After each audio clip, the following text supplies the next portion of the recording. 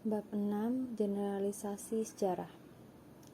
Berbeda dengan paralelisme yang dengan membandingkan dua unit sejarah saja, tugasnya sudah selesai.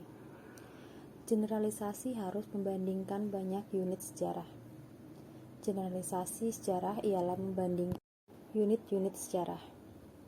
Letak penjelasan sejarahnya ialah pada generalisasi itu, tidak pada deskripsi atas masing-masing unit sejarah. Kata generalisasi sebenarnya memerlukan penjelasan panjang, menyangkut filsafat maupun praktik penulisan sejarah. Di sini kita menjelaskan kata generalisasi dari segi praktik penulisan sejarah. Dalam praktik, penulisan generalisasi sejarah mempunyai setidaknya 4 makna. 2 diantaranya yang disebut dalam buku Alan J. Rickman dan Valéry French, Historians and the Living Past, The Theory and Practice of Historical Study, yaitu yang pertama silogisme dan yang kedua covering laws.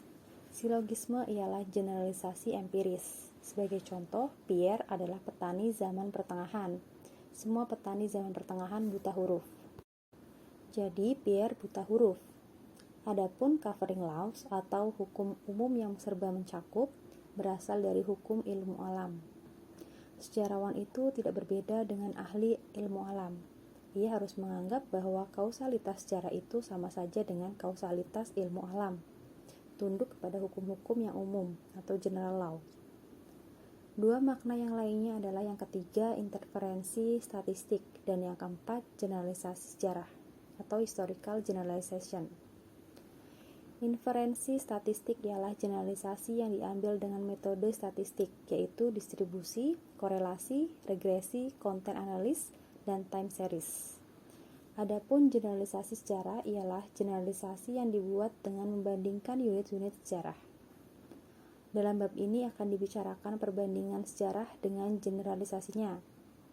Buku pegangan mengenai metode sejarah seperti Louis Gottschalk, Understanding History, A Primer of Historical Method sudah menganjurkan sejarawan untuk mengadakan generalisasi sejarah atau historical generalization.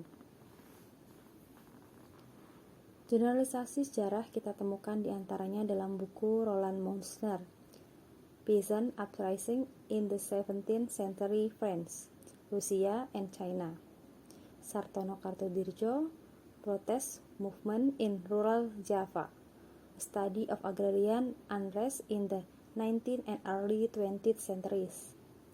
Michael Adas, Ratu Adil, tokoh dan gerakan milenarian menentang kolonialisme Eropa.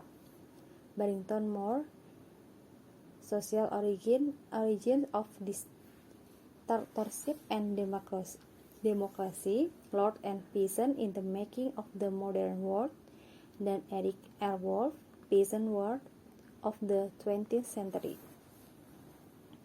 Dalam kepustakaan akan kita temukan model generalisasi lainnya, seperti buku James C. Scott, The Moral Economy of the Peasant, Rebellion and Subsistence in Southeast Asia, buku Rupert Emerson, From Empire to Nation, The Rise to Self-Assertion of the Asian and African People, buku Sidney Hawk, The Hero in the History of a Study in Limitation and Possibility, dan buku Ted Robert Gould, Why Men Rebel.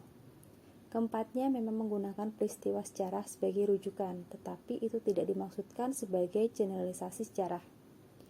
Buku semacam tidak bertujuan mengungkap peristiwa-peristiwa sejarah tapi teori, sehingga lebih tepat disebut sebagai refleksi sejarah. Buku Scott adalah teori sosiologi, ekonomi, atau antropologi tentang etika subsistensi atau safety first. Buku Emerson adalah ilmu politik tentang nasionalisme dan demokrasi. Buku Hawke adalah teori tentang hero, the event-making man, dan the eventful man. Dan buku Gould adalah teori politik tentang relative deprivation. Roland Moussner, Peasant Uprising in 17th Century France, Russia and China. Buku ini menunjukkan pengetahuan yang luas mengenai petani Prancis sebagai hasil studi selama 40 tahun. Tetapi mengenai Rusia, Meusner hanya tergantung dari bahan-bahan sekunder dan dokumen-dokumen yang diterbitkan. Mengenai Cina, pengetahuan penulis nampaknya terbatas pada bahan-bahan sekunder.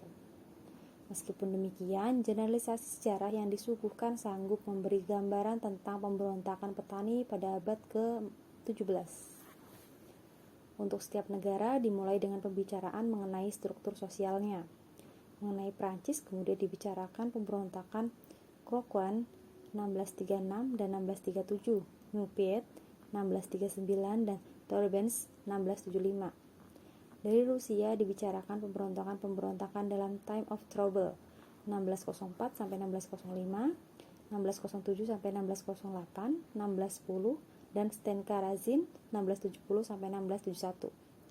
Di Cina pemberontakan petani 1630-an sampai 1640-an terjadi pada waktu dinasti Ming berakhir. Pemberontakan pada abad ke-17 semuanya adalah reaksi terhadap negara. Sebab terbesar pemberontakan di Prancis dan Rusia adalah sentralisasi dan penyeragaman negara di tengah-tengah situasi ekonomi yang sulit. Menurunnya kebiasaan lokal dalam hak-hak istimewa dan kemerdekaan lebih daripada beban pajak dan pelayanan pada negara.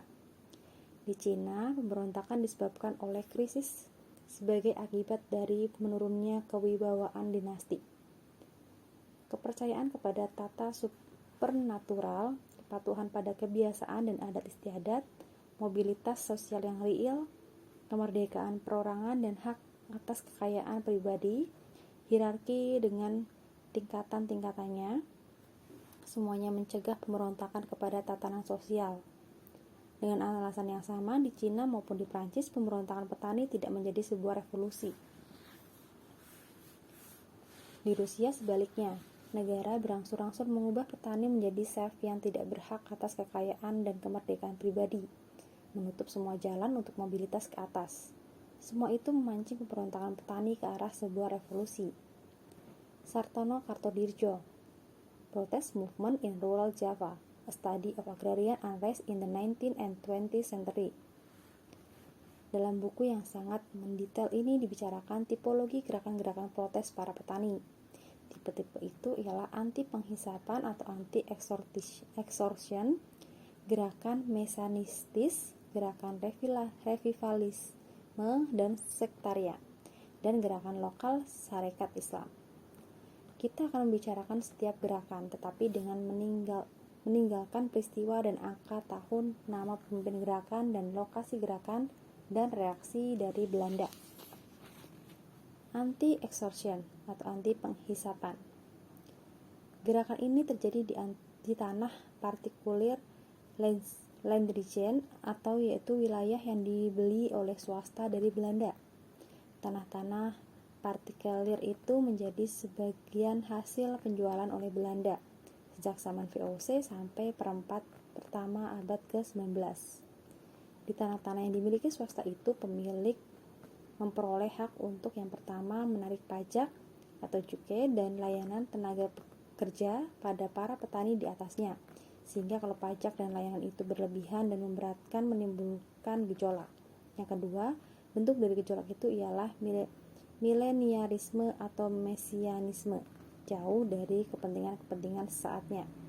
Gejolak itu ialah di sana-sini ada kerusuhan atau kadang-kadang berbentuk pemberontakan yang terorganisasikan. Contoh gerakan anti penghisapan dari abad ke-19 ialah gejolak di Ciamas.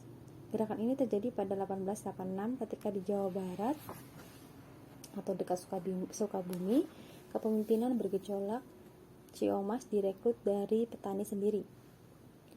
Salah satu pemimpinnya ialah Apan. Apan berperan sebagai Imam Mahdi dan menyerukan perang suci. Pimpinan yang lain, Muhammad Idris, memakai gelar penembahan yang merupakan gelar tipikal gerakan mesianisme.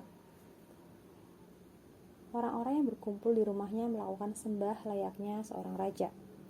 Contoh dari abad ke-20 ialah peristiwa di Pamanukan dan Ciasem di Purwakarta. Peristiwa ini salah satunya dipimpin oleh Bapak Eming. Mereka mendatangi rumah Bupati Purwakarta dan kontrolir untuk menyampaikan keluhan, tetapi keesokan harinya polisi menangkapnya dan di rumahnya dikatakan ditemukan senjata dan jimat. Gerakan Mesianisme. Gerakan Mesianisme ialah gerakan yang dipimpin seorang tokoh keagamaan yang bertindak sebagai seorang Mesias, serta diyakini oleh para pengikutnya sebagai demikian. Di Jawa Tengah dan di Jawa Timur, biasanya pemimpin menyebut diri sebagai Ratu Adil, sedangkan di Jawa Barat sebagai Ratu Sunda. Pada tahun 1904 ada peristiwa Gedangan, dan tahun 1907 ada peristiwa Dharma Jaja. Pada waktu itu gerakan Mesianis dekat dengan gerakan nativistik, gerakan anti asing. Pada tahun 1910-an, gerakan Mesianis bercampur dengan gerakan nasionalisme modern. Tahun-tahun ini menunjukkan percampuran antara tradisi pedesaan dengan magi dan pemujaan nenek moyang dan orang-orang keramat, sedangkan segmennya adalah penduduk kota yang mengalami modernisasi. Basis institusional gerakan Mesianisme hanya ada di lingkaran keluarga. Karenanya begitu sebuah keluarga punah, berhentilah gerakan ini. Ini berbeda dengan gerakan keagamaan atau gerakan modern, lantaran selalu tersedia kepemimpinan yang baru. Revivalisme dan gerakan sektarian. Gerakan keagamaan, revivalisme, dan sektarian, serta gerakan-gerakan protes yang lain merupakan suatu perlawanan kepada kekuatan yang mapan dan menindas. Meski demikian, keduanya memiliki perbedaan.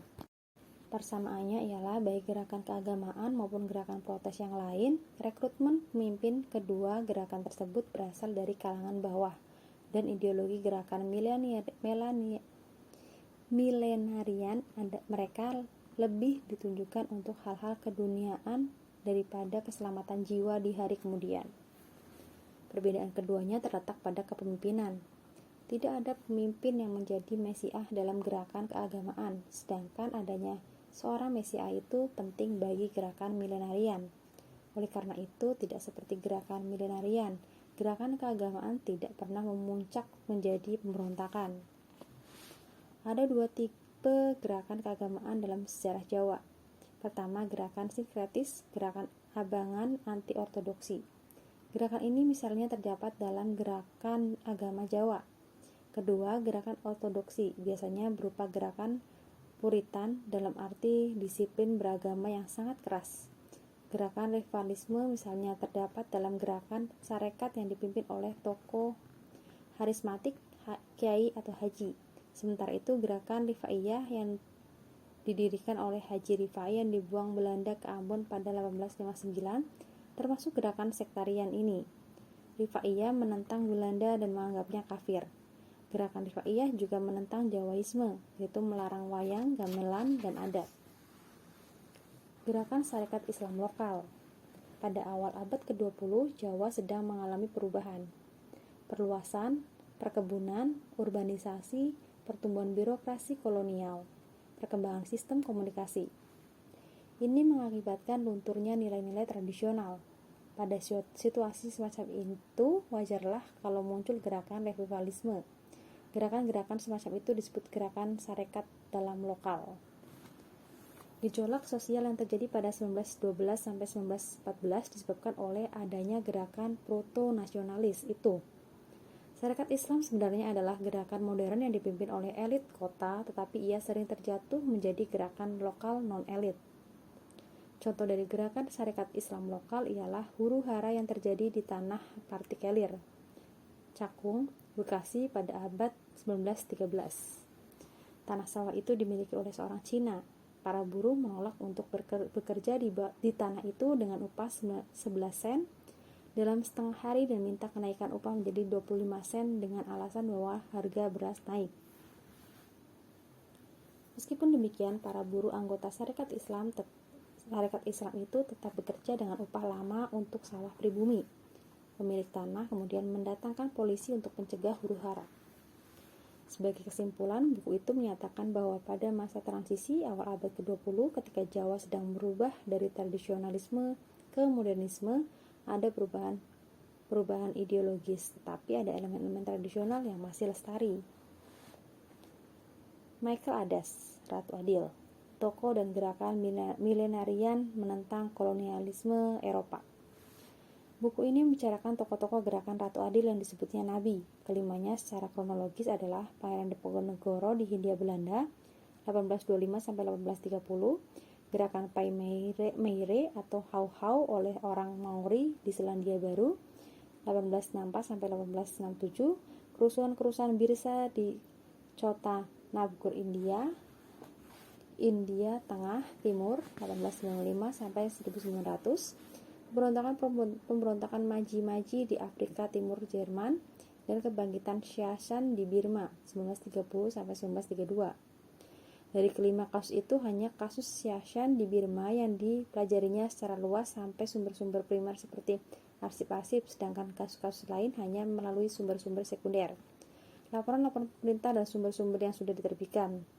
Dalam proses pembacaan itu, ia harus hati-hati sebab sumber-sumber resmi pemerintah seperti Inggris, Belanda, Jerman sering menyebut setiap pemberontakan dengan bandit atau reaksi apologetik.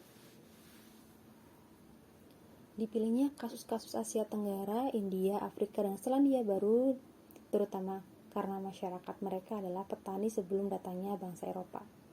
Lingkungan sosio-budaya kasus-kasus yang dipelajari meliputi wakil-wakil dari tradisi besar Islam Buddha yang telah mengembangkan sistem politik yang terkonsentrasi, sedang masyarakat lainnya terisolir dengan ciri kesentralisasi dan akepalus dengan campuran hubungan kekeluargaan dan tradisi lokal. Latar belakang kelima kasus itu pun berbeda. Pangeran Diponegoro Perang Jawa 1825-1830 mempunyai latar belakang masuknya kolonialisme Belanda yang mendesakkan kepentingannya atas kerajaan Mataram, yaitu Yogyakarta, yaitu perubahan dalam pemerintahan dan gaya hidup. Orang-orang Belanda merusak sistem sosial budaya orang Jawa yang sudah mapan. Terjadilah kerusakan Mataram secara perlahan, gerakan Pai Meir dan berakhirnya sosialisasi Maori di Selandia Baru 1864-1867 berlatar belakang masuknya orang-orang Eropa ke Selandia Baru. Orang Eropa membawa teknologi, tumbuh-tumbuhan, hewan, dan penyakit. Arus baru itu membawa banyak kerusakan dan perubahan. Orang Maori berasal dari Polinesia yang datang pada abad ke-10 sampai abad ke-14. Hidup dalam suku-suku dengan hapu yang menjadi bagian dari suku dan terdiri dari satu kerabat yang hidup dalam desa yang sama. Kontak pertama orang Maori Eropa terjadi dalam tahun 1790-an. Waktu itu orang Maori bergembira dengan kedatangan orang Eropa yang tinggal di luar tanah adat mereka. Mereka pun segera terlibat dalam perdagangan dan menerima dengan baik para misionaris Kristen. Akan tetapi orang Maori berubah sikap ketika orang Eropa mulai mendaku tanah tradisional mereka. Kecewaan itu melahirkan gerakan Pai Meire pada pertengahan 1860. Gerakan itu dipimpin oleh Nabi Ratu Adil T.U.A. Hau. Pada 1866, T.U.A. ditangkap. Gerakan itu kemudian dipimpin oleh Nabi baru hingga tahun 1870-an, ketika gerakan itu tidak lagi efektif. Kebangkitan Munda dan Birsa di kota Nagpur, India Tengah Timur terjadi pada 1890 sampai 1900. Masyarakat Munda di dataran tinggi yang bertani terdesak oleh migrasi orang Hindu dari dataran rendah. Raja dan orang-orang istana Hindu menjadikan orang-orang Munda sebagai pelayan-pelayan yang menopang hidup mereka. Di samping itu, orang-orang Hindu yang diberi hak atas tanah justru memeras masyarakat Munda dengan cara menarik pajak yang tinggi. Orang-orang Munda dengan teknologi dan organisasi yang tidak memadai melakukan protes sosial. Inggris yang mengklaim atas kota Nagpur pada 1795 hanya menjadi faktor kerasnya perlawanan itu. Sebab penguasa Inggris dengan Pax Britannica yang berbasis di dataran rendah sering mengirim pasukan untuk memadamkan kerusuhan-kerusuhan. Pada 1890-an, pemberontakan besar di bawah Birsa Munda, seorang nabi, menyerang pos misionaris di kota Nagpur. Orang Afrika Timur Jerman pada abad ke-19 mengalami banyak perubahan. Orang Eropa yang semula hanya berdagang di Zanzibar dan kota-kota pelabuhan ini membentuk koloni Afrika yang menentang dari Zambezi sampai Sungai Nil. Pada awal 1885 timbul kerusuhan Maji-Maji dan pada 1891 Jerman menetapkan kontrol langsung. Pemberontakan Maji-Maji berlangsung sampai 1907 ketika Jerman berhasil menangkap dan membunuh para pemimpin Maji-Maji. Terakhir dibicarakan ialah pemberontakan di Birma Inggris di bawah Shah Jahan pada 1930 sampai 1932. Kontrol Inggris atas Birma terjadi setelah Inggris mengalahkan Raja Birma di tahun 1886. Inggris menerapkan ekonomi pasar yang berbasis pada para petani kecil. Maka para pedagang dan administrator Inggris, orang India, serta rentenir dan buruh Cina dan calo beras Birma bergabung dan menjadikan Birma yang semula subsisten menjadi terlibat dalam ekonomi dunia. Transformasi ini menyebabkan para petani Birma memproduksi surplus yang meningkatkan pendapatan dan standar hidup yang lebih tinggi. Timbul juga lapisan elit berpendidikan yang mengorbankan nasionalisme Birma. Di bawah Shah Jahan yang lebih sebagai seorang nasionalis ketimbang seorang nabi, menyerukan perlawanan. Mereka menuntut kembalinya firman yang gemilang di masa lalu. Tanpa melihat uraian yang sangat rinci, ada menyimpulkan bahwa penyebab timbulnya para nabi ialah yang pertama, transformasi kolonial dan deprivasi relatif. Yang kedua, tiadanya alternatif. Kesimpulan untuk hukum ini lebih luas daripada sekedar soal kausalitas, tetapi meliputi visi milenarian masing-masing tokoh, jalannya pemberontakan, mobilisasi massa, dan dampak dari pemberontakan terhadap penduduk dan penyelesaiannya. Barrington Moore Jr. Social Origin of Dictatorship and Democracy, Lord and Peasant in the Making of the Modern World. Buku ini membuat generalisasi hubungan antara pemilik tanah dan petani menjadi dalam menuju dunia modern.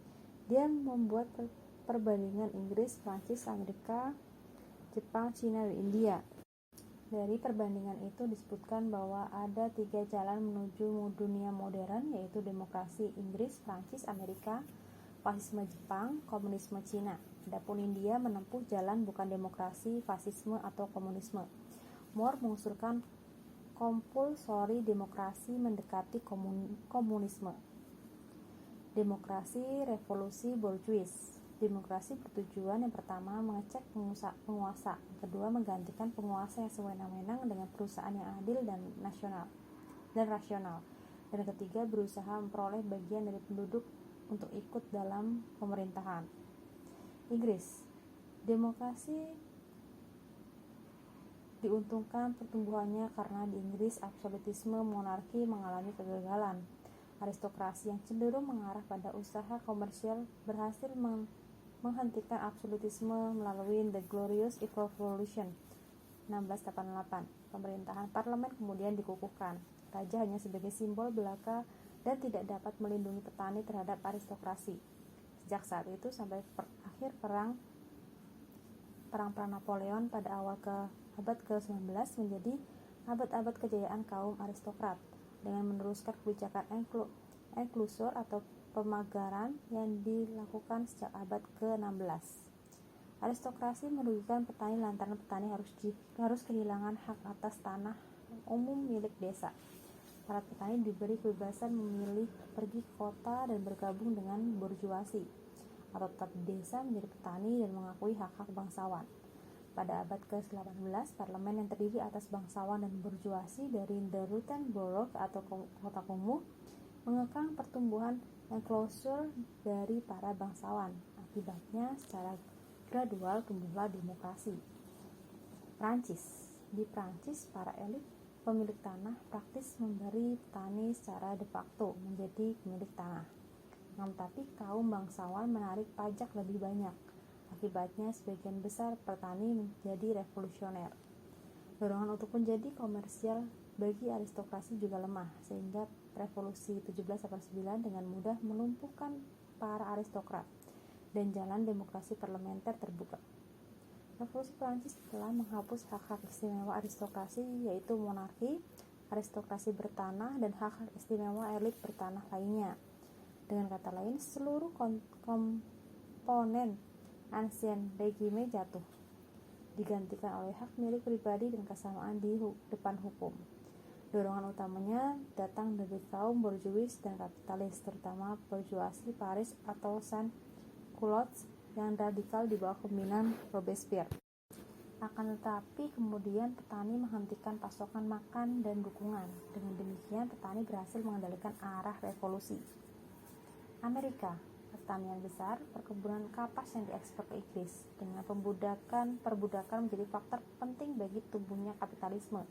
Namun, institusi perbudakan itu menghambat timbulnya demokrasi. Perang Saudara atau Civil War 1861 sampai 1865 menghilangkan sebagian besar hambatan itu. Kemenangan Republikan radikal yang anti perbudakan abolisionis dari utara yang industrial, kapitalis, dan demokratis berhasil mengakhiri perbudakan. Kemenangan utara adalah kemenangan kapitalisme industrial melawan elit pertanian komersial yang reaksioner. Dari kemenangan itu kemudian demokrasi tumbuh, sekalipun tidak sekaligus berarti perbaikan nasib dari lapisan terbawah masyarakat atau ex-budak. Fasisme revolusi dari atas. Feodalisme ada di Jepang, sama seperti di Barat, tetapi feodalisme itu disertai dengan loyalitas pada atasan dan penguasa adikodrati.